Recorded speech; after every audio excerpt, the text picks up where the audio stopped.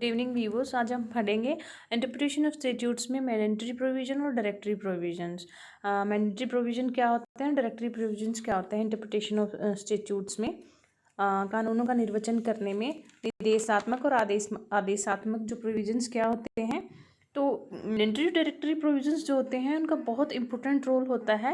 This is concerned with the judiciary.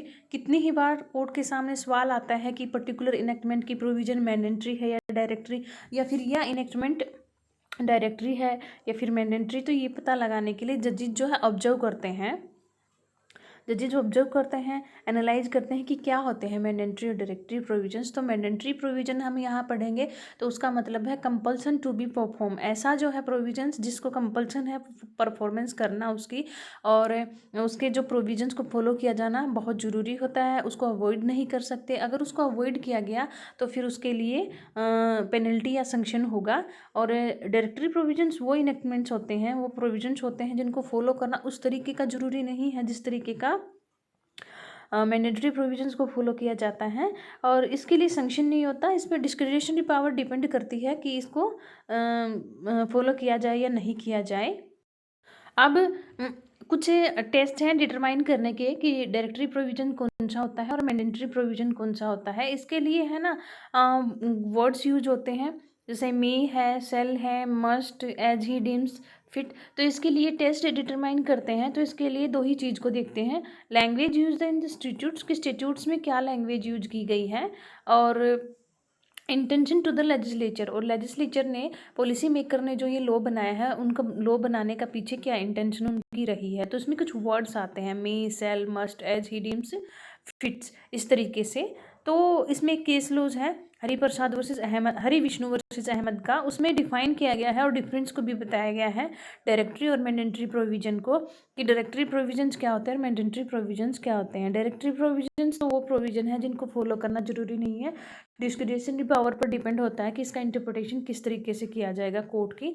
और mandatory provisions वो provisions या स्टैट्यूट्स के वो प्रोविजन होते हैं जिनका परफॉर्मेंस करना बहुत ही ज़रूरी होता है। अगर उसको अवॉइड किया गया तो पेनल्टी या फिर सैंक्शंस का कोई उसमें प्रोविजन होता है। तो उसमें अब हम कुछ वर्ड्स है, जैसे कि मे है, मे टोटली डिस्क्रिशनरी पावर को इंडिकेट करता है।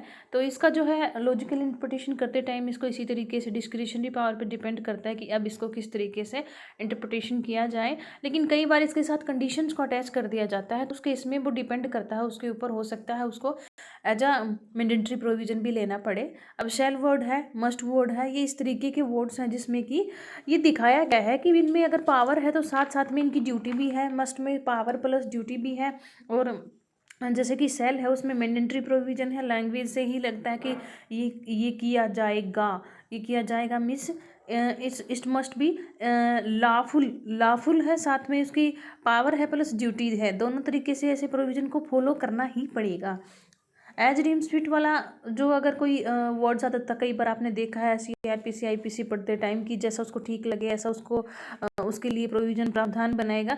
तो उसके इसमें डिस्क्रिशनरी पावर को यूज करना होता है। ये कोर्ट की डिस्क्रिशन पर डिपेंड करता है कि उस बात को फॉलो करे या ना करे।